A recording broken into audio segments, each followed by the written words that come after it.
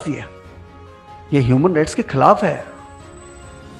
Batra hospital का chief doctor का मर जाना ऑक्सीजन की वजह से, और दिल्ली के सारे हॉस्पिटल्स में बैनर लगा दिए गए, नो ऑक्सीजन नो एडमिशन। ये बहुत बड़ा मजाक हुआ हमारे साथ। किस दिल्ली में जिसमें स्लोगन्स लिखे जाते हैं, बिजली फ्री, पानी फ्री, फला फ्री, वो फ्री, सांस फ्री नहीं।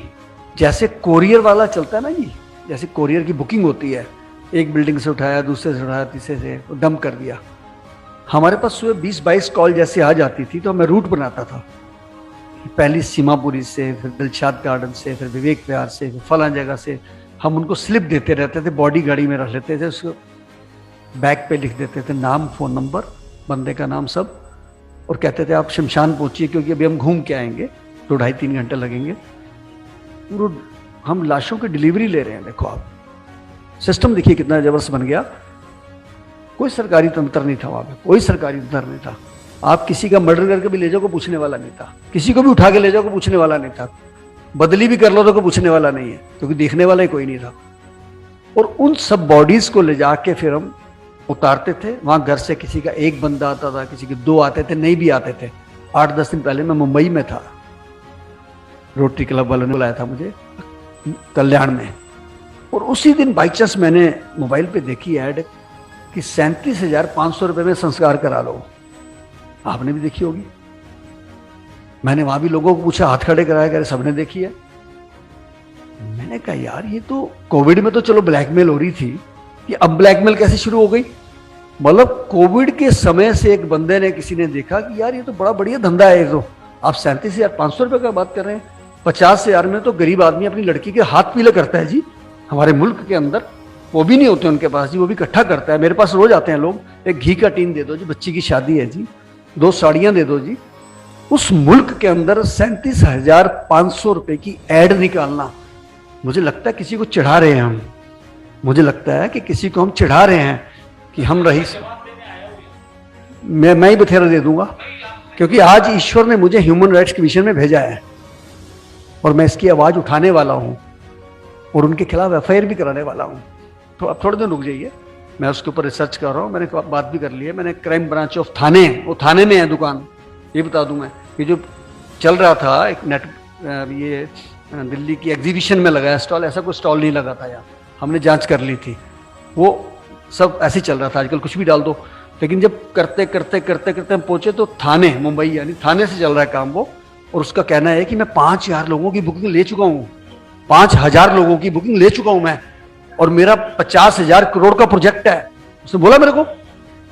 तो ये भी मैं प्रधानमंत्री जी से बात करना चाहता हूं कि कुछ ऐसे लोग ऐसे नवी नवी ऐप बना के, नवे नवे सिस्टम ला के, ठीक है वो किसी का भला कर सकते हैं, करें, लेकिन ब्लैकमेल नहीं चलेगी, बिल्कुल भी नहीं चलेगी। हम उसका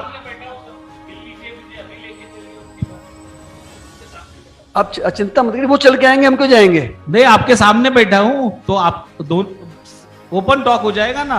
मैं हूं थाना वाला, मैं ही हूं। आप है ना, तो आप जो काम कर रहे हैं मैं आपकी बदसरना करता हूं, आपके खिलाफ मैं एफआईआर कराऊंगा, आपको जेल के अंदर भेजूंगा। आप गलत काम कर रहे हैं, देश के खिलाफ कर रहे हैं, देश के लोगों के अंदर हीन भावना भर रहे हैं। कोई गरीब आदमी 37,500 रुपया नहीं दे सकता है। लोगों के पास 3700 रुपया नहीं है, लोगों के पास कफन के पैसे नहीं है, लोगों के पास आटे के पैसे नहीं है। सर मैं आप सामने बैठे, बहुत अच्छी बात है, मैं आपकी बदसरना कर रहा हूँ, ओपनली कर रहा हूँ। बहुत जल्दी प्रेस कॉन्फ्रेंस करके मैं थाने, सुनिए ना, थाने के क्राइम ब्रांच के चीफ मिनिस्टर से मेरी बात हो गई है और मैं आपके खिलाफ एफआईआर करा रहा हूँ।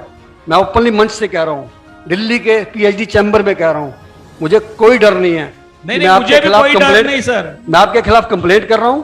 आपने सरेआम प्रचार करके लोगों के अंदर हीन भावना भरी है।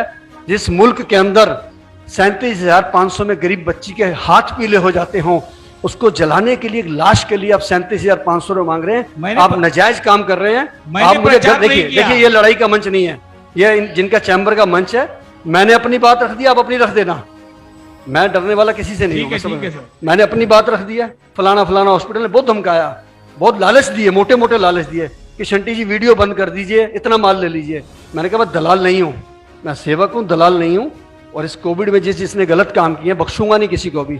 और 3 हॉस्पिटल्स 2 नोएडा के, 2 गुड़गांव के, एक फरीदाबाद का, 5 के ऊपर रेड हो चुकी है।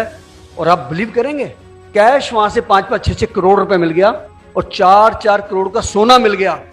उनकी बेल नहीं होगी, एनएसए लग रहा है उनके ऊपर। और जो भी ऐसा काम करेगा इस चीज को लेके, मैं फिर कहने जा रहा हूं, कौन सी चीज? जो हमारी सनातन संस्कृति है, तो हमारे को उसके खिलाफ बोलना है। मैं डरूंगा नहीं। लोग तो 37,500 मांग रहे हैं ना। आपकी निगाह में दिल्ली में नहीं, इंडिया में कहीं भी कोई भी लगे कोई व्यक्ति की डेथ होगी और उसके पास पैसे नहीं है, आप हमारे को फोन कर दीजिए, हम कैसे भी कराएं। मुझे वहां चाहे एसएचओ को फोन करना पड़े तो मैं जिसको फोन करूंगा कराएगा। उसको पैसा नहीं देना, एक सिंगल पाई नहीं देनी पड़ेगी। संस्कार कराने का जिम्मा मैं लेता हूं पूरे देश के अंदर।